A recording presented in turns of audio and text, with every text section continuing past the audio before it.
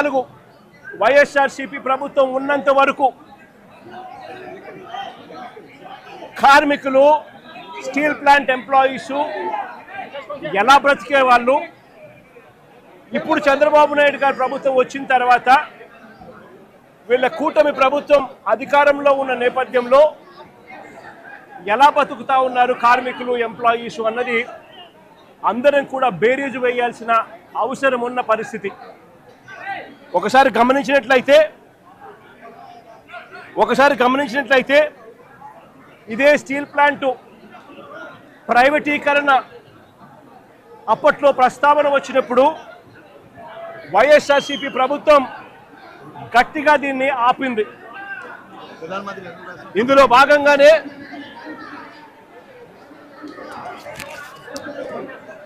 భాగంగానే అప్పట్లో 2021 మార్చి 9వ తారీఖున ప్రధానమంత్రి గారికి లేఖలు కూడా రాశాం. ఎట్టి పరిస్థితిలోనూ స్టీల్ ప్లాంట్ ప్రైవేటైజేషన్ జరగకూడదు, ఈ ప్లాంట్ను నిలబెట్టగలిగే పరిస్థితికి వివరిస్తూ ఏ రకంగా చేస్తే ఈ ప్లాంటు నిలబడగలుగుతుంది అని చెప్పి సలహాలు ఇస్తూ ప్రధానమంత్రి గారికి లేఖ కూడా రాశాం. 9వ తారీఖున లేఖ రాశాం. అదే మాదిరిగా ఫిబ్రవరి 6 కూడా రెండో లేఖ కూడా రాశాం. ఫిబ్రవరి 6 కూడా రెండో లేఖ కూడా రాశాం. ఫిబ్రవరి 6, మార్చి 9 అది చూపించు. 2 లేఖలు ప్రధానమంత్రి గారికి రాశాం. ఫిబ్రవరి 6, మార్చి 9. దీని తర్వాత మేలో 2021 మేలో ఏకంగా అసెంబ్లీలో తీర్మానం చేశాం. ఇది అసెంబ్లీలో తీర్మానం చేసిన మినిట్స్. ఎట్టి పరిస్థితుల్లోనూ స్టీల్ ప్లాంట్ను ప్రైవేటైజ్ చేయడం అన్నది అన్యాయము, చేయొద్దండి అని చెబుతూ ఏ రకంగా ఈ ప్లాంట్ను గొప్పగా నిలబెట్టగలుగుతాము, ఏ రకమైన మార్పులు చేర్పులు చేయగలిగితే ఈ ప్లాంటు బ్రహ్మాండంగా నడిచే పరిస్థితి ఉంటుంది అని చెప్పి కూడా వివరిస్తూ సలహాలు కూడా ఇచ్చాం. ఈ సలహాలన్నీ కూడా ఇస్తూ అసెంబ్లీలో తీర్మానం చేసి therefore the house unanimously resolves to oppose the decision of the government of India on strategic disinvestment of government of India's shareholding in RINL Visakhapatnam along with the management control by way of privatization. Also resolve to request the government of India to consider the measures suggested by the Honorable Chief Minister of Andhra Pradesh in his letter dated 6th February 2021 and 9th March 2021 to make RINL profitable and remain the pride of Telugu people and the state of Andhra Pradesh. ఈ మాదిరిగా అసెంబ్లీలో తీర్మానాలు సైతం చేసి ప్రైవేటైజేషన్ను అడ్డుకోగలిగాం, ఆపగలిగాం, ఎంప్లాయీస్కు తోడుగా నిలబడగలిగాం. అంతేకాదు ప్రధానమంత్రి గారు విశాఖపట్నం వచ్చినప్పుడు నవంబర్ 12, 2022 సాక్షాత్తు ప్రధానమంత్రి గారి సమక్షంలోనే ప్రైవేటైజేషన్కు ఆపండి అని చెప్పి కూడా ప్రధానమంత్రి గారిని కోరడం కూడా జరిగింది. పబ్లిక్ మీటింగ్లో ప్రధానమంత్రి గారి సమక్షంలోనే. నేను చెప్తా ఉన్నా, ఆ వాలెట్కి వైఎస్ఆర్ కాంగ్రెస్ పార్టీ అంత గట్టిగా ఎంప్లాయీస్కు తోడుగా ఉన్నది కాబట్టి, అంత గట్టిగా నిలబడింది కాబట్టి ఆ రోజు 28,000 మంది ఉద్యోగస్తులు పనిచేస్తూ ఉన్నారు వైఎస్ఆర్ కాంగ్రెస్ పార్టీ ప్రభుత్వం దిగిపోయే నాటికి. నేను అడుగుతా ఉన్నా, ఈరోజు పరిస్థితి ఏమిటి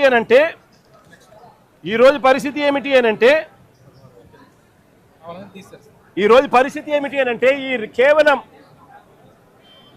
ఈ 2 సంవత్సరాల కాలంలోనే ఏకంగా 28,000 మంది పనిచేస్తూ ఉన్న ఈ సంస్థలో కాంట్రాక్ట్ అయితేనేమి, పర్మనెంట్ ఎంప్లాయీస్ అయితేనేమి, రెగ్యులర్ ఎంప్లాయీస్ అయితేనేమి 28,000 పనిచేస్తూ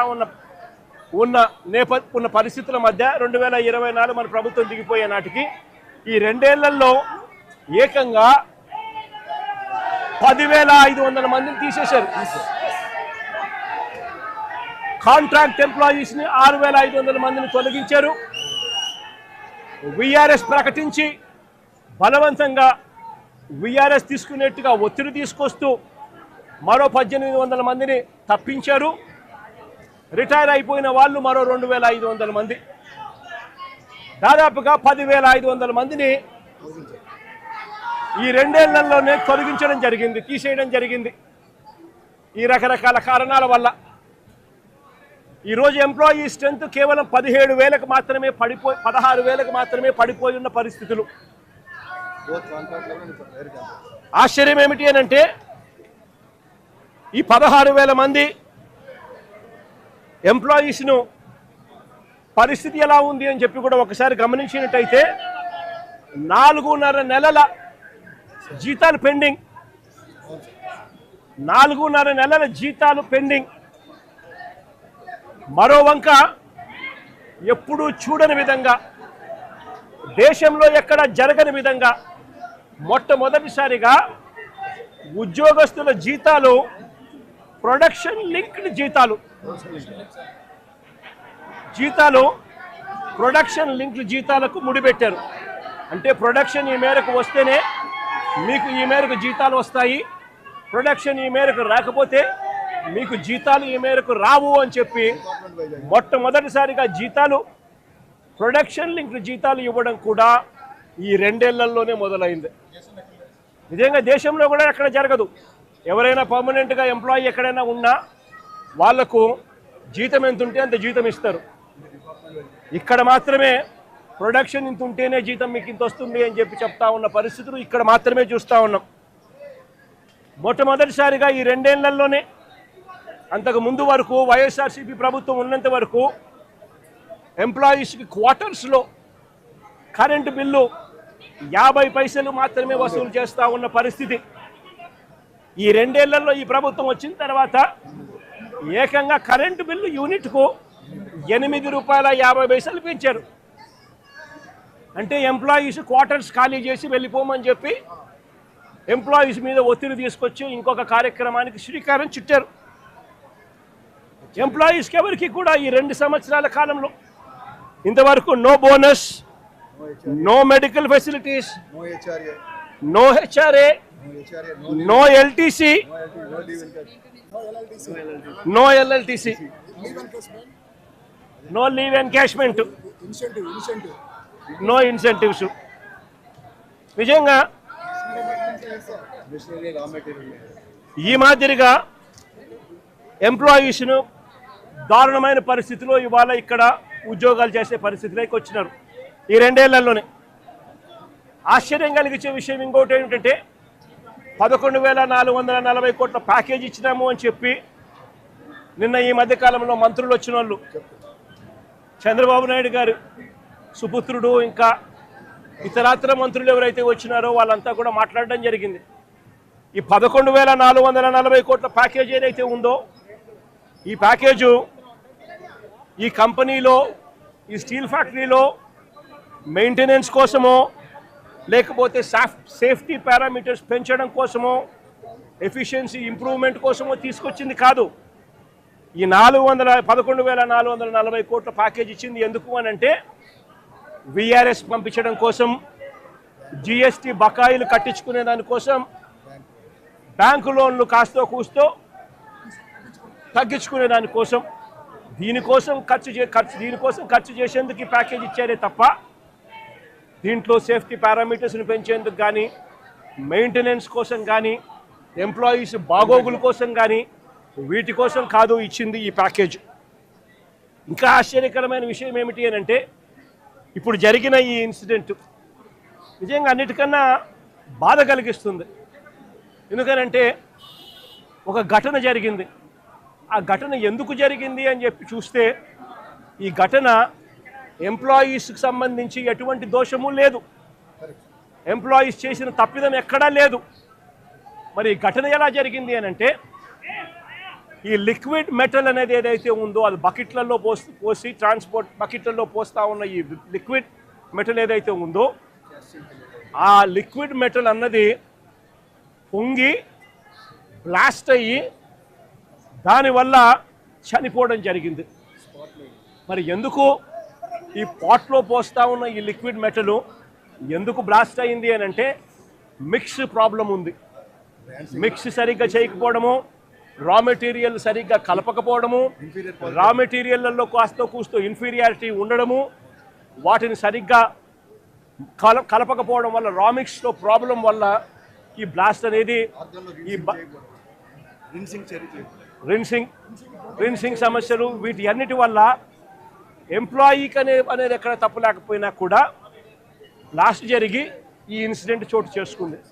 నేను అడుగుతా ఉన్నా, ఇలాంటి ఘటనలో మానవత్వం చూపించాల్సిన చోట, హ్యూమానిటీ చూపించాల్సిన చోట ఈ రాష్ట్ర ప్రభుత్వాలు, ఈ కేంద్ర ప్రభుత్వాలు వీళ్ళు స్పందిస్తూ ఉన్న తీరు నిజంగా నిజంగా అమానవికంగా ఉంది, మానవీయంగా కూడా లేదు. ఆలోచన చేయమని అడుగుతా ఉన్నా నేను. ఇక్కడే ఇంకొక విషయం కూడా చెప్పాలి. నా పక్కనే పేరేం పేరమ్మా? మీ పేరేం పేరు? నా పక్కన ఇక్కడే భాగ్యశ్రీ అని ఓ బాధితురాలు. ఈ బాధితురాలు వాళ్ళ నాన్న పెంటయ్య అన్న.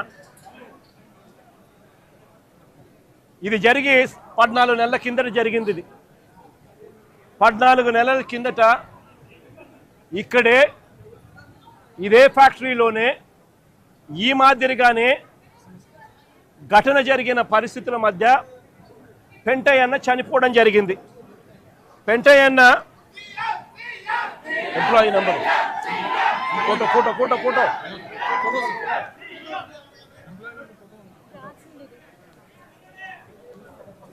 ఈ పెంటయ్య అన్న employee number 124185, permanent employee, regular employee.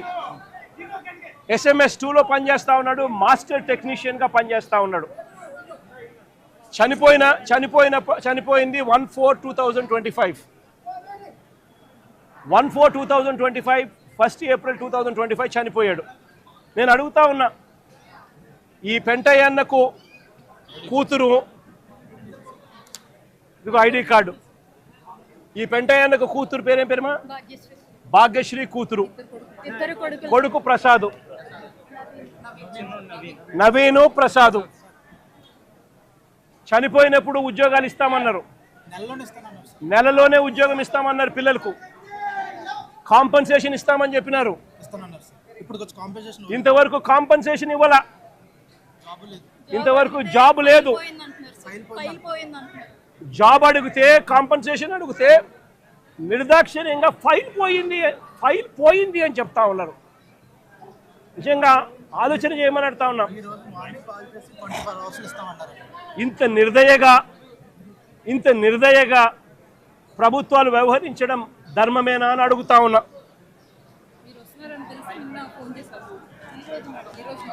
సిమిలర్గా